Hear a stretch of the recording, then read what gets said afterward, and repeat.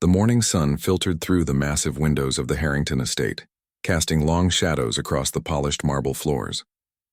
Elena Morales moved quietly through the grand hallway, dustcloth in hand, carefully wiping down the ornate picture frames that lined the walls.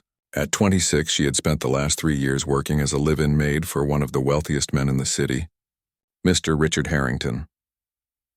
Elena's small frame carried itself with a natural grace that went unnoticed by the mansion's owner. Her dark hair was always neatly pulled back into a practical bun, and her uniform was spotless, a requirement that Mr. Harrington inspected with irritating regularity. She had learned to make herself nearly invisible when he was home, a skill born from necessity rather than choice.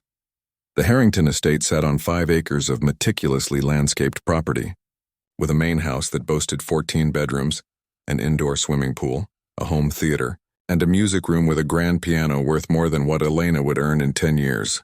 The irony wasn't lost on her. That magnificent instrument, treated more as a showpiece than a musical tool, sat untouched most days except for regular dusting. Morales. The sharp voice echoed through the hall, making Elena straighten immediately. Mr. Harrington appeared around the corner, his expensive suit perfectly tailored to his tall frame. At 52, he had the confident stride of someone who had always gotten what he wanted in life. His success in real estate development had made him a fortune, but it had done little for his character. "Yes, Mr. Harrington?" Elena kept her eyes slightly lowered, a habit she had developed to avoid his critical gaze. "The dining room needs attention before tonight's dinner meeting, and make sure the silver is properly polished this time." His tone carried the same dismissive note it always did when he spoke to the household staff. "Last week's effort was subpar." "Of course, sir. I'll take care of it right away." Elena nodded, keeping her face carefully blank despite the sting of the unfair criticism. The silver had been immaculate last week. She had spent hours on it. As Harrington walked away, tapping at his phone without waiting for any further response, Elena allowed herself a small sigh. Working for him meant good pay, money she desperately needed to send back to her family in Mexico. But it came at the cost of daily indignities and the constant reminder that, in his eyes, she was nothing more than a servant who could be replaced at any moment. What? Harrington didn't know what no one in the household knew was that Elena Morales was far more than just a maid good at cleaning silver and dusting priceless artifacts. In another life, one cruelly cut short by financial necessity, Elena had been a promising pianist studying at one of the most prestigious conservatories in Mexico City. Elena made her way to the kitchen, where the house chef Roberto was preparing lunch. Unlike Harrington, Roberto treated Elena with kindness and respect, having recognized early on that she was different from the other staff who had come and gone over the years. "He's in one of his moods again," Roberto observed as Elena filled a bucket with warm water for the dining room table. At 60, with salt and pepper hair and kind eyes, Roberto had worked for the Harrington family for over 15 years. "When isn't he?" Elena replied with a small smile. "Big meeting tonight? Some composer from Europe. Harrington wants to impress him. Something about funding a new concert hall downtown. You know how he loves to attach his name to anything cultural that might boost his image." Roberto chopped vegetables with practiced precision. "Just stay out of his way tonight if you can." Elena nodded, thinking about the composer who would be visiting. Music had once been her entire world, her passion, her future, her escape. 6 years ago, she had been the one people came to hear play. Not a famous performer yet, but her professors had believed she could be. Elena Morales had been marked for greatness. Then her father had fallen ill. The medical bills had mounted quickly, and her mother, who cleaned houses for a living, couldn't manage alone. Elena had made the only choice she could. She left the conservatory in her final year, took her savings, and returned home to help. The family piano, a modest upright that her grandmother had bought second-hand years before, had been sold shortly after to pay for her father's heart medication. Now, as she worked through her daily chores at the Harrington estate, Elena would sometimes pause outside the music room door. On rare occasions, when she was certain the house was empty, she would slip inside and sit at the magnificent Steinway, her fingers hovering over the keys without touching them. She never played. The risk was too great. But just sitting there brought back echoes of who she had once been. Later that afternoon, as Elena polished the dining room table to a mirror shine, Mrs. Davis, the housekeeper who managed the staff, appeared in the doorway. "Elena, when you're done here, Mr. Harrington wants all the crystal glasses from the cabinet in the study brought to the dining room. The special ones his mother left him." Mrs. Davis was a thin woman with a permanently worried expression. Having worked for Harrington for 7 years, she knew his exacting standards better than anyone. "Is there anything else he needs for tonight?" Elena asked, standing to stretch her back after bending over the large table. "The pianist is coming at 6 to practice before dinner. Make sure the music room is perfect. Dust the piano again, adjust the bench. Make sure there's fresh water and a clean towel nearby."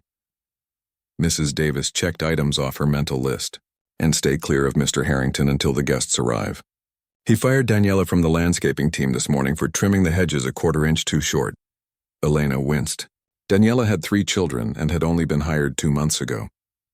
"That's terrible." Mrs. Davis shook her head. "That's Harrington. Just be careful today." After Mrs. Davis left, Elena moved to the study to collect the crystal glasses. The room was Harrington's private sanctuary, filled with leather-bound books he rarely read, and awards from business associations and charity organizations that had benefited from his financial contributions, if not his personal involvement. As she carefully lifted the glasses from their cabinet, Elena noticed a framed photograph on Harrington's desk that she hadn't seen before. It showed a much younger Harrington with a woman and a small boy, all smiling at the camera. Elena knew from household gossip that Harrington had been divorced for many years, and his ex-wife and son lived somewhere on the East Coast. They never visited, and Harrington never spoke of them. There was something in that photo, a glimpse of a different man than the one who strode through the halls barking orders and finding fault with everything. Elena wondered what had happened to change him, to turn whatever warmth had existed in that photograph into the cold, demanding employer she knew. Her thoughts were interrupted by the sound of the front door opening. Through the study window, Elena could see Harrington stepping out to meet a sleek black car that had pulled up the circular driveway. The driver opened the door and a well-dressed woman emerged, greeted Harrington with air kisses to both cheeks. Elena quickly finished gathering the crystal, knowing that with guests arriving early, the house would soon be a flurry of activity. As she passed the music room on her way back to the dining room, she paused briefly, looking at the magnificent grand piano bathed in afternoon light. For just a moment, Elena allowed herself to remember sitting at a different piano, her fingers dancing over the keys as she played Chopin's Ballade No. 1, her professor nodding in approval as she captured the emotion of the piece perfectly. Those days felt like they belonged to someone else now, a girl who had once dreamed of concert halls and standing ovations, not polishing silver and dusting furniture in a house where she was barely noticed. The sound of voices growing closer pulled Elena from her memories. She hurried toward the dining room with the precious crystal, careful not to be seen. Tonight would be like any other night at the Harrington estate. She would serve drinks, remain invisible, and go to bed exhausted after the guests had left. What Elena couldn't know was that by this time tomorrow everything would change. The carefully constructed walls between her past and present were about to come crashing down, and the grand piano she only admired from afar would once again feel the touch of her fingers, under circumstances she could never have imagined. As evening approached, Elena stood in her small room in the staff quarters, changing into her formal serving uniform for the dinner party. Through her window, she could see more cars arriving, carrying the wealthy and influential friends of Richard Harrington. Among them would be the famous composer, unknowingly about to encounter a maid with the soul of an artist, a woman whose hidden talent was about to be revealed in the most unexpected way. The Harrington estate buzzed with activity as the evening's dinner party approached. In the kitchen, Roberto orchestrated the preparation of a 5-course meal, while staff members hurried through the halls with fresh flower arrangements and bottles of expensive wine. Elena had spent the afternoon polishing silverware until she could see her reflection in each spoon, ensuring everything met Harrington's exacting standards. "The pianist is here," Mrs. Davis announced, poking her head into the dining room where Elena was arranging the final place settings. "Mr. Harrington wants you to show him to the music room." Elena nodded, straightening her uniform before making her way to the grand foyer. A thin man with wire-rimmed glasses stood examining one of Harrington's expensive art pieces. His fingers tapped against his leg in an unconscious rhythm that Elena recognized immediately as the beat of Beethoven's Fifth Symphony. "Good evening, sir. I'm Elena. I'll show you to the music room where you can prepare for tonight's performance." She kept her voice professional, though her heart beat a little faster in the presence of someone connected to the world she had left behind. "Thank you," the man replied with a kind smile, following her through the winding hallways. "I'm Thomas. This is quite a house, isn't it? Makes me a bit nervous to touch anything." His casual friendliness surprised Elena. Most of Harrington's associates barely acknowledged the staff. "The piano is very well maintained," Elena offered as they approached the music room. "Mr. Harrington has it tuned monthly." Thomas laughed softly. "Even if he rarely uses it, I'd guess. That's often the way with these showpiece instruments." Elena permitted herself a small smile but said nothing as she opened the double doors to reveal the stunning music room. Afternoon sunlight streamed through floor-to-ceiling windows, illuminating the magnificent grand piano at the center. The black Steinway gleamed, its lid propped open in anticipation of the evening's entertainment. Thomas whistled appreciatively. "Now that is a beautiful instrument." He approached it reverently, running his fingers lightly over the polished surface before sitting on the bench. "Might as well get acquainted before the guests arrive." As his fingers touched the keys, producing a gentle cascade of notes, Elena lingered by the door, transfixed. Thomas played a complex passage from what she recognized as Rachmaninoff's Piano Concerto No. 2, his technique flawless, but somehow lacking the emotional depth the piece demanded. Still, his skill was undeniable. "You play beautifully," Elena said, before she could stop herself. Thomas paused, looking up with surprise. "Thank you. Most household staff don't usually comment on musical technique." Elena felt her cheeks warm. "I enjoy classical music." "Do you play?" he asked, gesturing to the empty space beside him on the bench. For a moment, Elena was tempted to sit down, to place her fingers on those familiar keys and let the music that constantly played in her head find its way into the world again. But the sound of Harrington's voice from down the hall snapped her back to reality. "I should return to my duties," she said quickly. "Please let me know if you need anything before the guests arrive." As she slipped out of the room, Elena heard Thomas resume playing, his music following her down the hallway like a bittersweet reminder of the life she had left behind. The next few hours passed in a blur of activity. Guests began arriving at 7, and by 8 the dining room was filled with the sound of conversation and laughter. 16 of the city's most influential people sat around the massive table, enjoying Roberto's exquisite cooking while discussing business, politics, and the arts. Elena moved silently among them, refilling wine glasses and removing empty plates. The guest of honor sat to Harrington's right, Maestro Antonio Vasquez, a renowned composer whose latest symphony had earned international acclaim. In his 60s, with silver-streaked black hair and intense dark eyes, he carried himself with the quiet confidence of a man who had dedicated his life to his art. "My dear Maestro," Harrington was saying as Elena served the main course, "I hope you'll consider my offer to fund the new concert hall. Having your name attached to the project would ensure its success." The composer nodded thoughtfully. "Your proposal is generous, Richard. I'm particularly interested in the community outreach program you mentioned, finding undiscovered talent in unexpected places." "Precisely," Harrington agreed, with the practiced smile he reserved for business negotiations. "Fresh faces, fresh talent. That's what keeps the classical music world from stagnating." Throughout dinner, Thomas played softly in the background, providing an elegant soundtrack to the evening's conversation. Elena noticed the composer occasionally cocking his head, listening to a particular passage with interest before returning to his conversation. As the dessert plates were being cleared, Harrington stood tapping his glass with a spoon to gain everyone's attention. "Ladies and gentlemen, I've arranged for some special entertainment to follow our meal.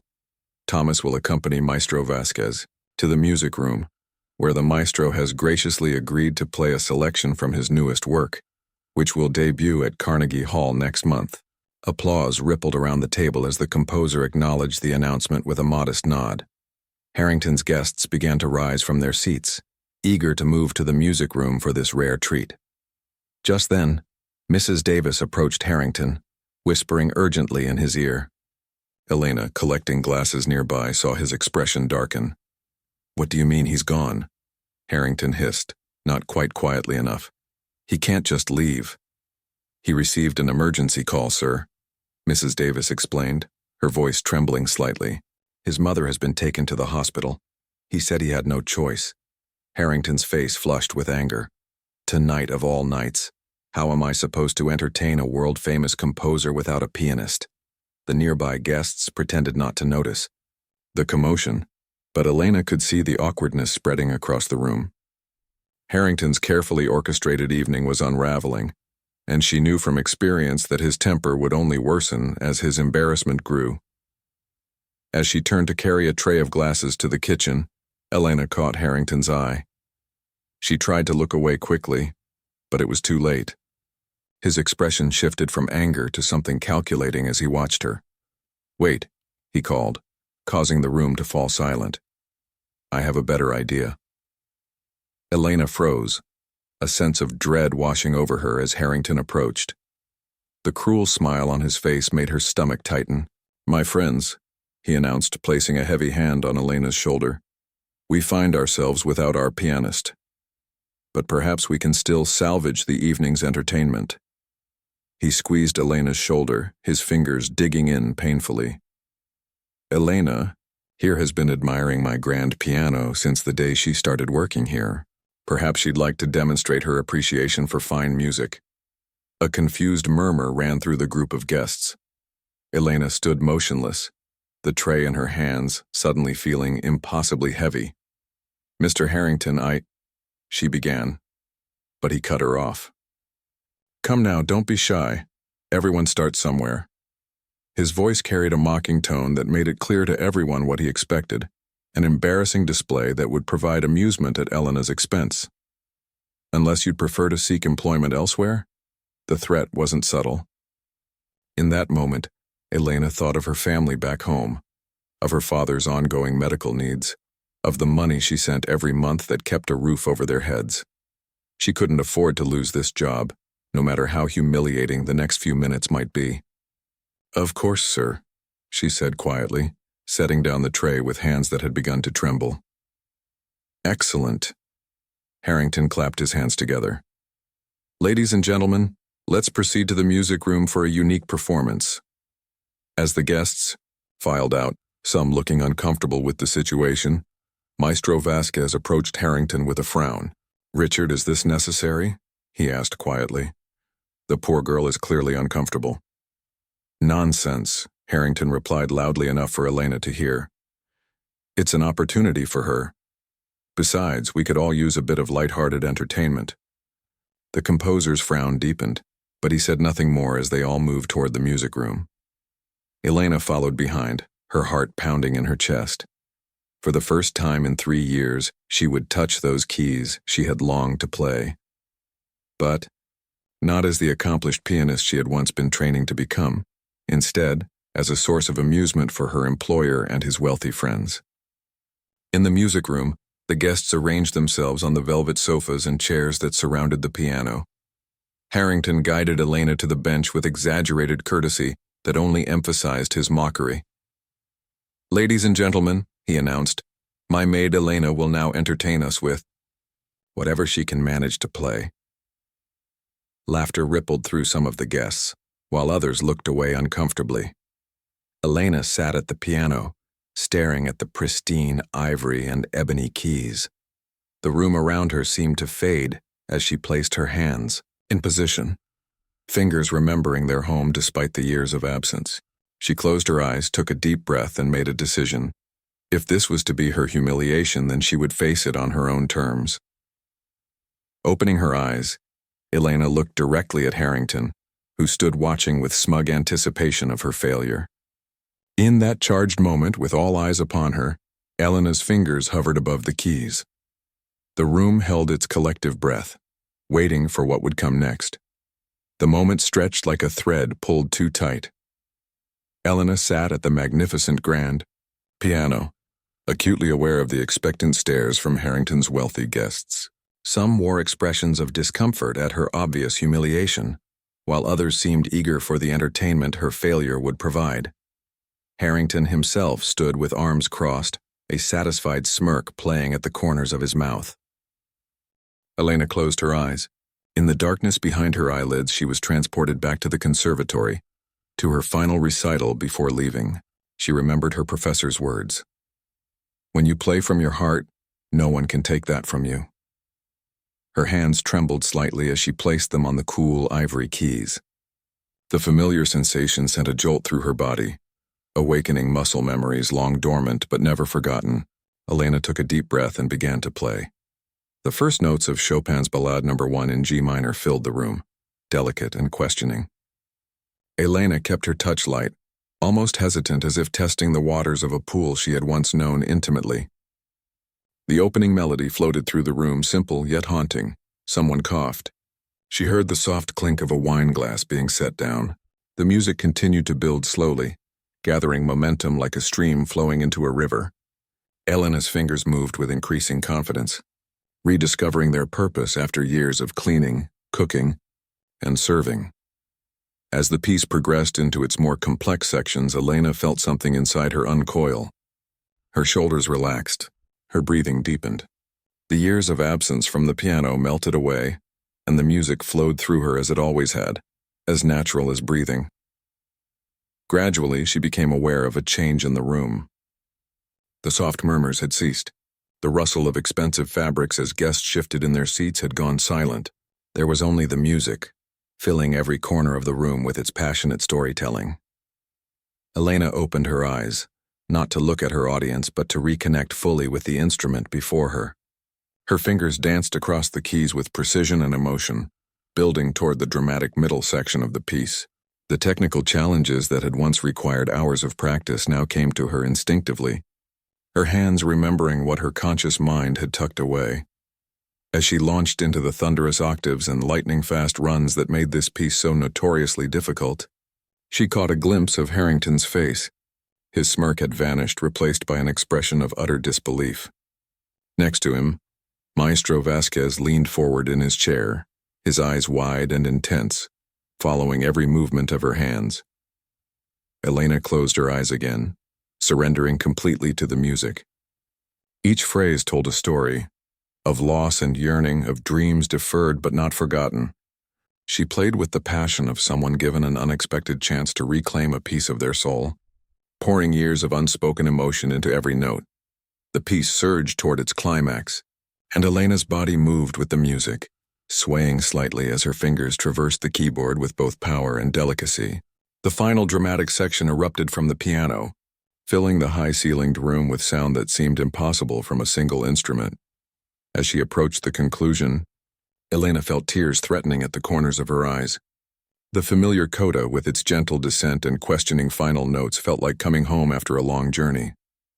Her fingers played the final chords, letting them resonate before slowly lifting from the keys. For 3 heartbeats, there was absolute silence. Then the room erupted. Applause thundered from every corner as guests rose to their feet. Elena remained seated, momentarily unable to move, the emotional impact of reconnecting with her art overwhelming her. When she finally looked up, she saw faces transformed by astonishment and admiration. Maestro Vasquez was the first to approach, his eyes shining with excitement. "Young lady," he said, his accented voice cutting through the applause, "that was extraordinary. Absolutely extraordinary." The guests crowded around the piano, their earlier condescension replaced by genuine awe. Questions came from all directions. Where did you study? How long have you been playing? Who was your teacher? Elena glanced at Harrington, who stood frozen in place, his face a mask of conflicting emotions, embarrassment, shock, and something else she couldn't quite identify. Their eyes met briefly across the room, and for once, he was the first to look away. "I studied at the National Conservatory in Mexico City," Elena answered softly, addressing Maestro Vasquez rather than the crowd. "For nearly 7 years. I had to leave before completing my final year. But why?" A woman in an expensive blue dress asked, genuine confusion in her voice. "With talent like yours?" Elena's hands folded in her lap. a habitual gesture of restraint. "Family responsibilities," she said simply, not wishing to share her private struggles with these strangers. Maestro Vasquez nodded with understanding. "Life often intervenes in the path of art, but talent like yours cannot remain hidden." He turned to address the room. "We have witnessed something remarkable tonight. A true artist." The guests murmured in agreement, several raising their glasses in her direction. Elena felt a strange disconnect between this moment of triumph and the reality of her position. In just a few hours, these same people would be gone, and she would be clearing their glasses and washing their dishes. Mrs. Davis appeared at the edge of the crowd, her usual worried expression replaced by something like pride. Beside her stood Roberto, beaming with undisguised delight at the scene before him. "Elena," the maestro continued, reclaiming her attention, "I would very much like to speak with you about your musical future. Perhaps tomorrow when all this," he gestured at the crowd of guests, "is not surrounding us." Before she could respond, Harrington finally broke from his stunned silence, stepping forward with the smooth recovery of a man accustomed to controlling difficult situations. "Maestro, honored guests," he announced, his voice carrying over the excited chatter. "I believe we've all been treated to an unexpected pleasure tonight." He smiled, but Elena could see the strain behind it. "Elena has clearly been keeping her extraordinary talent a secret from us all." The way he said it, as though her privacy had somehow been a deception, made something harden in Elena's chest. She stood from the piano bench, straightening her uniform. "If you'll excuse me," she said quietly, "I should return to my duties." "Nonsense," exclaimed one of the guests, a gray-haired man who had earlier barely glanced at her while she served his dinner. "You must play something else for us." Others joined in, encouraging her to continue, but Elena shook her head. The emotional toll of the performance, combined with the surreal situation of suddenly being the center of attention in a room where she had been invisible for years, left her needing a moment of solitude. Maestro Vasquez seemed to sense this. He raised his hands, quieting the enthusiastic requests. "I think we should respect the artist's wishes. Music like that is not a party trick to be performed on command." He looked at Elena with genuine respect. "It comes from someplace deep within." Grateful for his understanding, Elena nodded and slipped away from the piano. As she moved toward the door, guests parted to let her pass, several reaching out to touch her arm or shoulder in appreciation. The sensation was foreign after years of people taking care to avoid contact with the help. In the hallway, Elena leaned against the wall, her heart still racing from the performance and its aftermath. She could hear the conversation continuing in the music room, her name mentioned repeatedly with tones of admiration and surprise. It was as though she had stepped into someone else's life, a parallel universe where her dreams had not been set aside. Roberto appeared beside her, pressing a glass of water into her hands. "That was beautiful," he said simply. "I had no idea." Elena took a sip of water, her throat suddenly dry. "No one here did. What happens now?" he asked, glancing back toward the music room. It was a question Elena had not allowed herself to consider. For 3 years, she had lived one day at a time, focused only on working and sending money home. The possibility of returning to music had seemed as distant as the stars. "I don't know," she admitted. "I need to think," Roberto nodded, understanding in his eyes. "Whatever you decide, you played like an angel tonight. Your parents would be proud." As he returned to the kitchen, Elena remained in the hallway listening to the continued buzz of conversation from the music room. Among the voices, she could hear Harrington's distinctive tone, no longer dismissive but animated, as though he were taking credit for discovering a hidden treasure in his own home. The irony was not lost on her. The man who had intended to humiliate her had instead unlocked the door to her past, and perhaps to a different future than the one she had resigned herself to. Elena straightened her uniform and took a deep breath. The night was far from over, and there were still duties to perform. But something fundamental had shifted, like the earth moving beneath her feet. In a single evening, the careful boundaries between who she had been and who she had become had dissolved. As she walked toward the kitchen to help Roberto serve coffee and dessert, Elena felt both lighter and heavier, freed by the reconnection with her art, yet burdened by the possibilities that now lay open before her. Whatever came next, she knew with certainty that her life at the Harrington estate would never be quite the same again. Long after the last guest had departed, Elena remained in the kitchen, methodically drying the fine crystal glasses that had been used at dinner. The house had finally quieted, though echoes of the evening's event still rang in her ears. The music, the applause, the flood of questions and compliments that had followed her through the remainder of the night. Throughout the dessert service, guests who had previously looked through her as though she were invisible had sought her out, asking about her background and training. Even as she poured coffee and cleared plates, she had felt their gazes following her with newfound interest. It was as though she had suddenly become visible, transformed from furniture into a person worthy of attention. Roberto had gone home an hour ago, squeezing her shoulder supportively before leaving. Mrs. Davis had retired to her quarters in the staff wing, having first helped Elena collect the scattered wine glasses and coffee cups from throughout the house. Now in the dimly lit kitchen, Elena was alone with her thoughts. The grandfather clock in the hall chimed midnight. Elena placed the last glass in the cabinet and dried her hands, her body tired but her mind too alert for sleep. Without fully deciding to, she found herself walking toward the music room, drawn back to the scene of her unexpected revelation.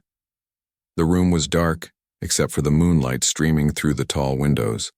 The grand piano stood silent and majestic in the center, its lid still raised from earlier in the evening.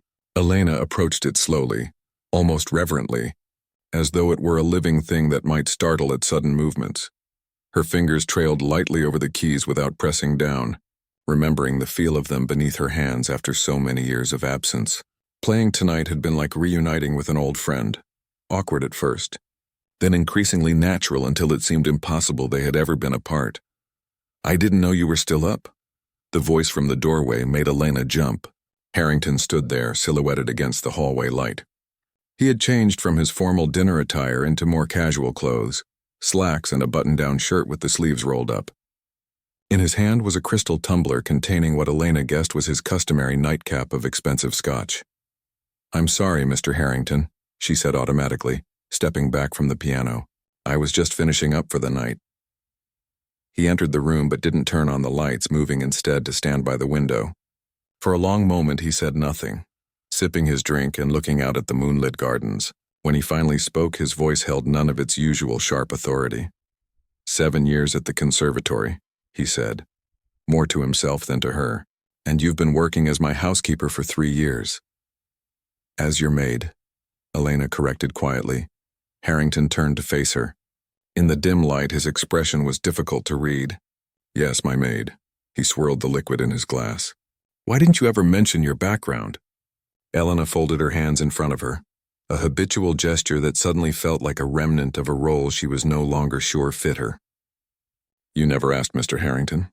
The simple truth of her statement hung in the air between them. In 3 years, he had never once asked her anything about her life before coming to work for him. Not her education, not her family, not her dreams or disappointments. He flinched slightly, then nodded. "No, I suppose I didn't." He walked over to the piano, running his hand along its polished surface. Maestro Vasquez was extremely impressed. "He talked about little else after you left the room." Elena said nothing, unsure where this conversation was leading. "He thinks you've been wasting your talent." Harrington's tone was matter-of-fact, not accusing. He said it would be a crime against music itself to let hands like yours continue washing dishes and dusting furniture.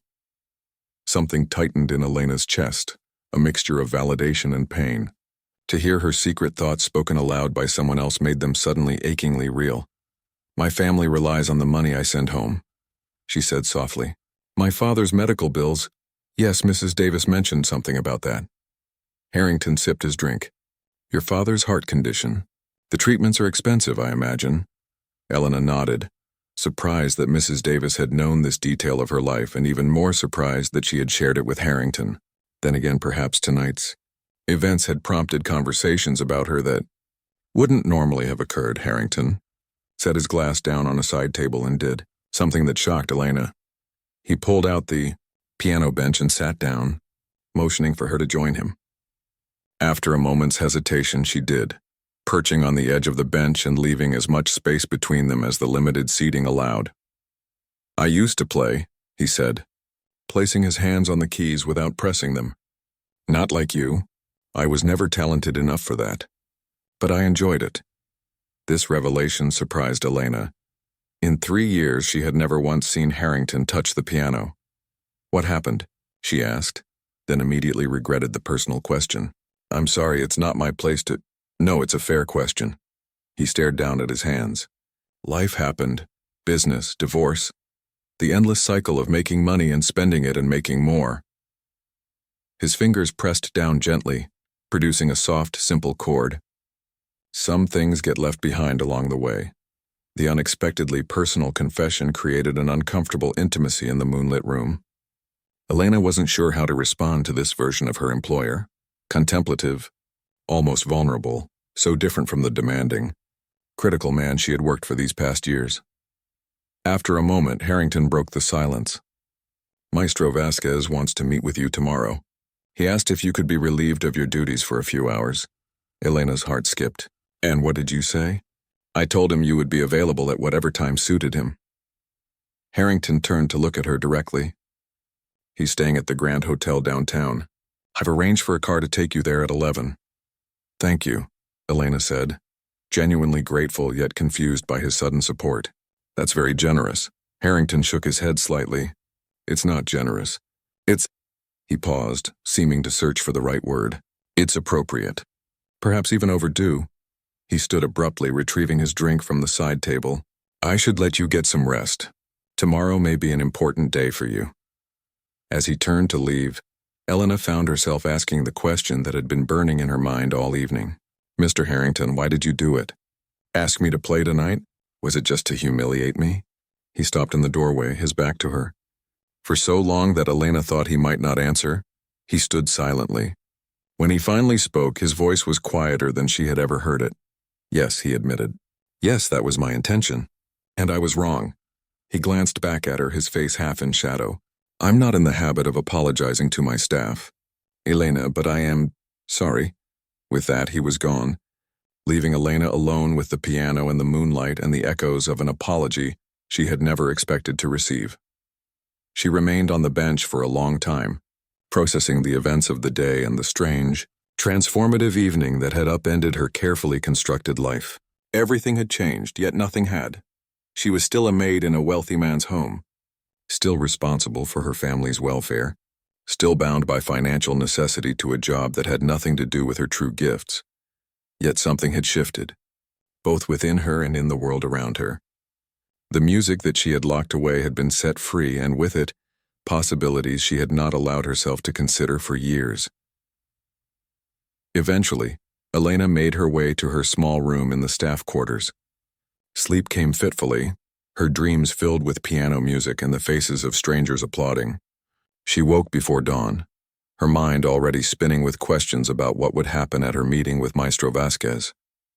After completing her morning duties, somehow both familiar and strange now, like clothes that no longer quite fit, Elena dressed in her one good outfit, a simple blue dress she wore to church. As she waited by the front door for the car Harrington had promised, Mrs. Davis approached her with an envelope.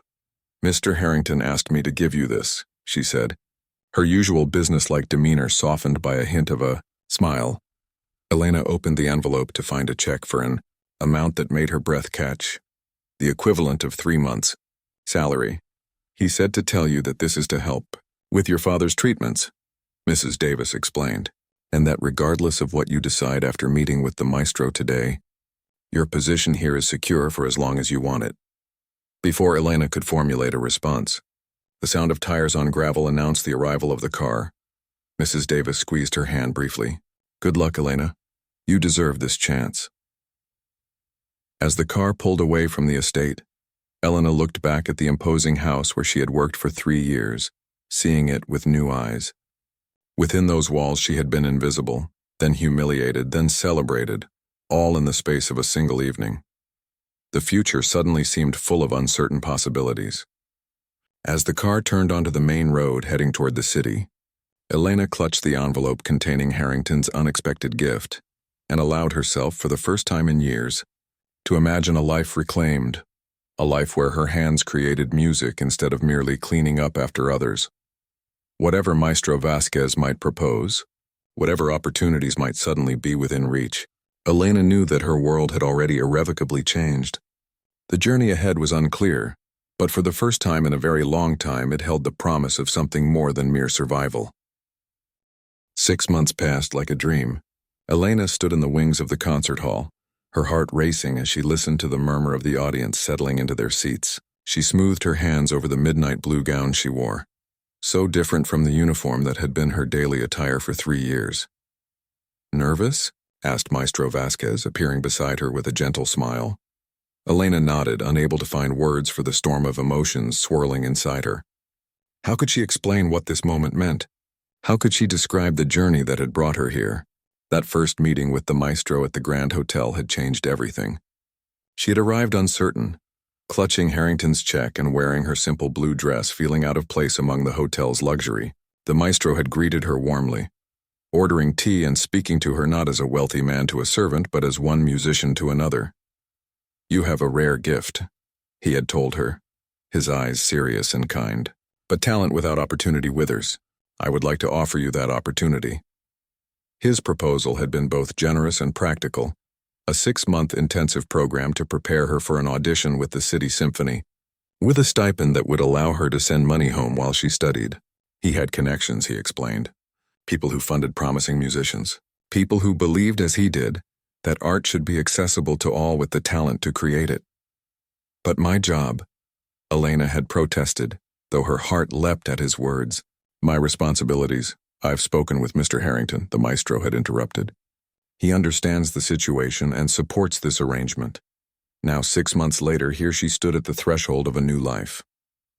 The intensive training had been challenging, reawakening muscles long unused, rebuilding the stamina and precision that had begun to slip away during her years away from music.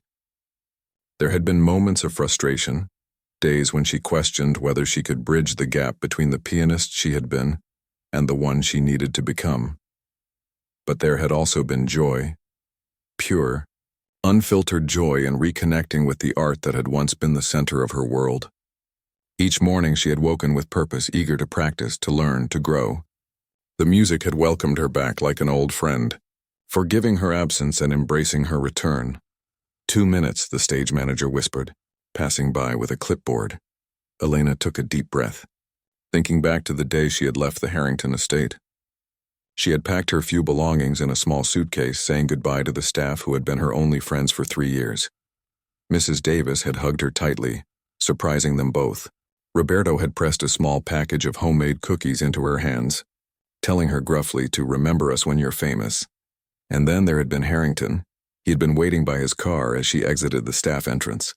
For a moment they had stood in awkward silence, employer and employee, for the last time. "I've arranged an apartment for you," he had said finally. "Nothing fancy, but close to the conservatory where you'll be studying. The rent is paid for 6 months. When Elena had begun to protest, he raised a hand to stop her. "Consider it an investment in your future." "Why are you doing this?" Elena had asked, still struggling to reconcile this supportive benefactor with the man who had once treated her as invisible. Harrington had looked away, his gaze settling on the distant mountains. "Perhaps I'm trying to make amends. Or perhaps—" He'd hesitated, then met her eyes directly. "Perhaps I'm trying to reclaim something I lost along the way. A reminder that there's more to life than balance sheets and business deals." Before she could respond, he had handed her a small velvet box. Inside was a delicate silver bracelet with a single charm, a tiny piano. "Good luck, Elena," he had said simply, and then he was gone. Back into the mansion that suddenly seemed more like a beautiful prison than a palace. The months that followed had been a whirlwind of practice, lessons, and growth. Elena had called home weekly, telling her parents about her progress, assuring them that the stipend was enough to continue helping with her father's medical expenses. Their pride in her had been palpable even across the miles, healing a wound she hadn't realized was still open, the pain of having abandoned her dreams to care for them. "It's time," the stage manager said, breaking into her memories. Elena nodded, squaring her shoulders. As she prepared to step onto the stage, she glanced out at the audience. In the front row sat Maestro Vasquez, his face beaming with anticipation.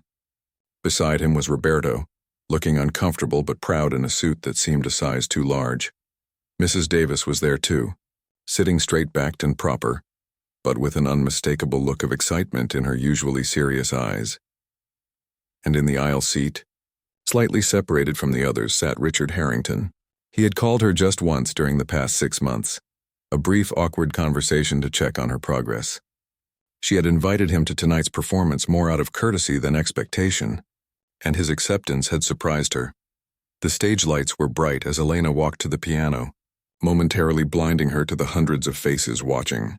She seated herself at the bench, adjusting her posture and taking a moment to center herself as her teacher had taught her. Then she placed her hands on the keys, those familiar ivory and ebony friends, and began to play. The piece she had chosen was Chopin's Ballad No. 1, the same music she had played that fateful night in Harrington's music room. But this time, she played it not as a woman reclaiming something lost, but as an artist embracing something found. Each note carried the story of her journey, the struggles, the sacrifices, the unexpected twist of fate that had brought her to this moment. As the music filled the concert hall, Elena felt herself disappearing into it, becoming merely the vessel through which these sounds could reach the world. This, she remembered, was what she had loved most about playing. This transcendent moment when performer and performance became one. When the final notes faded, there was a heartbeat of silence before the audience erupted in applause. Elena rose from the bench, bowing deeply as she had been taught. The sound washed over her like a wave: approval, appreciation, acceptance. After 3 curtain calls, Elena finally made her way backstage, where Maestro Vasquez waited with the director of the symphony. "Brilliant," the maestro said, embracing her warmly. "Absolutely brilliant." The director, a tall woman with silver-streaked dark hair, nodded in agreement.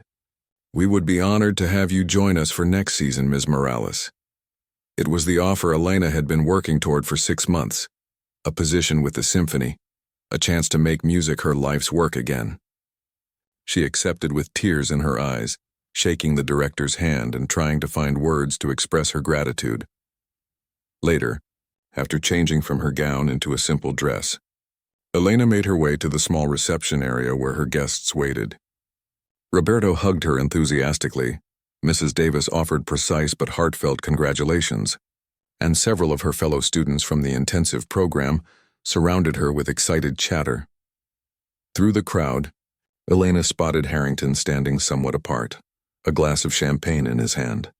She made her way to him, suddenly nervous in a way she hadn't been on stage. "Thank you for coming," she said, meaning it sincerely. "I wouldn't have missed it." He studied her face for a moment. "You look different." "I am different," Elena replied simply. Harrington nodded. "Yes, I suppose we all are." He set down his glass. "I hear you've been offered a position with the symphony. News travels fast in certain circles." He smiled slightly. "I'm on the board of trustees." Of course he was.